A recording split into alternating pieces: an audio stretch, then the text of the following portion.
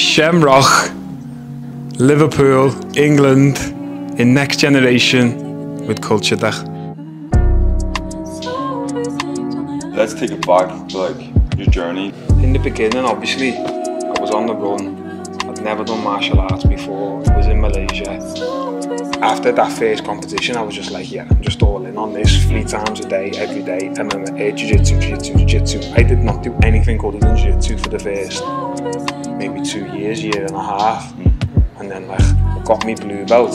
And then that's where I really blew up. Because it was like, as a blue belt.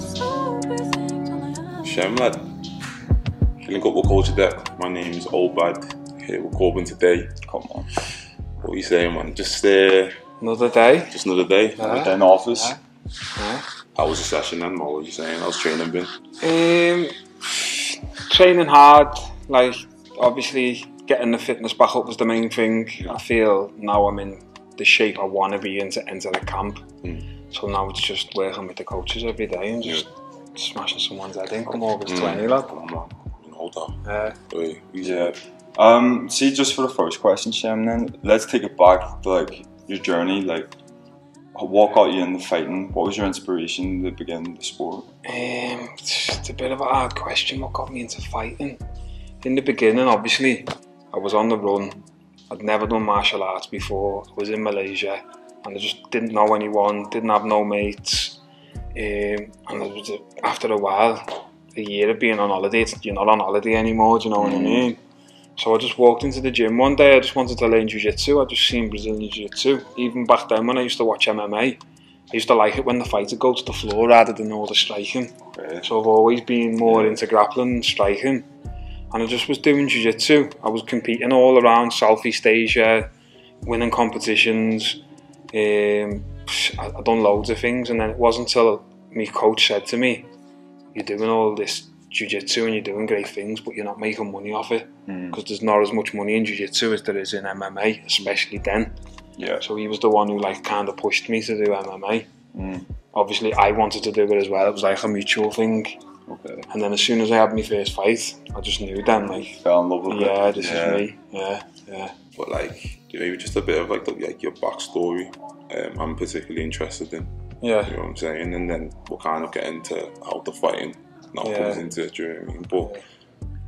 But how I'd know you, bro, obviously from the ends and whatnot, that, but obviously you've not been out the longest. What was the whole situation like?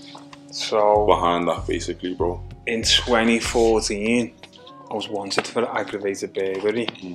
My cousin pled guilty and got 5 years. I got bail, and when I got bail, so in my mind I'm thinking, well, he's being remanded and I've got bail, so they're on it. They're going to know it weren't me and I'm going to be acquitted. And then I'm walking out the police station, I get a phone call. My solicitor, they've made a mistake, you weren't meant to get bail, you're getting remanded. So I thought, what? I thought, fuck this, lad, I'm off. Got off. I was only, 19, lad, young. I thought, I'm not going to jail for next, man. So I ran, bro. And I was in Asia for what? I was in Asia for a good 6-7 years. So that's where you got into the jiu-jitsu? Yeah, I found jiu-jitsu in Malaysia. The first time I ever trained was with my coach, Bruno Barbosa, in Malaysia. I didn't even want to be a fighter, I didn't plan to be a fighter. I was just training, and my coach was like, after like a few weeks, like, he's good. What have you done before? Nothing. And he's like, okay. And then he started showing me attention. And then like, before I know it, like I'm giving trouble to blue belts after a short time. And then he's like, I remember my first tournament, he sent me after 2 months. And I'd done the exact same armbar on everyone and submitted everyone. And I'm thinking like, wow, they've only been doing this 2 months. Some of the guys who were competing against were like MMA fighters and that as well. Guys who have been training a year, 2 years. And then after that first competition, I was just like, yeah, I'm just all in on this 3 times a day, every day. MMA, jiu-jitsu, jiu-jitsu, jiu-jitsu. I did not do anything other than jiu-jitsu for the first maybe 2 years, year and a half. And then like, I got me blue belt. And then that's where I really blew up, because it was like, as a blue belt, I was doing super fights with like brown belts and black belts, which is kind of like unheard of. The only thing that kind of went against me was me being wanted. I'd get these big opportunities. Like I had my first amateur fights won a title at amateur, turned pro, went to 2-0, and then like bigger shows are now looking at me like, okay, this kid's got a buzz, he's got a hype. And then I'm going to like one championship, I was on one Warrior Series, I won a contract off Rich Franklin to be on the show. They signed me and that stamped Vertex at the same time. And then before I know it, lad, I'm getting calls off them saying Merseyside Police have contacted us, terminating your contract. Then me gym, Merseyside Police have contacted us, kicking you out the gym. So it was no, can't get any fights because I'm wanted. From Malaysia? In Malaysia, bro. Bro, you don't understand, lad. These police were sitting outside my house while I was in Asia. And then someone would go inside my mum's house, like one of my relatives. Police would kick the door off and run in and say it was me. And then twist my mum up and arrest me mum. My mum's won a court case against them now for harassment after only, 10 years, 9 years. They're horrible, lad, but it is what it is, isn't it? Then I feel like all my opportunities were getting blocked. I got kicked out of my gym. I had nowhere to go. So in my mind it was like, where can I go? That's Liverpool without being in England. So I was like, I can go to Ireland. Because I know in Ireland I won't get arrested. My man's in I'm outside jurisdiction, I won't get arrested. And like Irish people are like Scousers, lad. I'd rather be in Ireland than London. Do you know what I mean? And I thought, my family can still come and see me. So I went to Ireland. I was training in McGregor's gym. And then one day I just got called into the office and he was like, boom, me mugshot on the wall on the big telly. He was like, tell me about it. So I was just honest, I just told him everything. I said, look, it was me cousin, this is what happened. I'm not saying I used to be the cleanest guy, I used to be a criminal before I found martial arts, but I'm not now. And I didn't do that crime. I'm not a robber, I'm not a thief. I've never robbed in my life. I used to sell drugs, but I don't know more. This is me after being 8 years clean without doing nothing, just only fighting. And he was like, you know who I am, you know I train, there's the door. So then I had nowhere to train, and it's a blessing in disguise, because then that's when I found Dublin Combat Academy. I found Collie and Craig, I was training with them every day. Then while I was at their gym, went to fight for the world title in Belfast. I won the title and come back, and then they've asked me to defend it. And it's like, when I went to defend it, I could even see it on Instagram, like all these fake profiles in the comments. He's wanted, the police are going to be there, we're ringing the police, like loads, lad. Even the promotion asking me and that, you know what I mean? People are just haters, bro.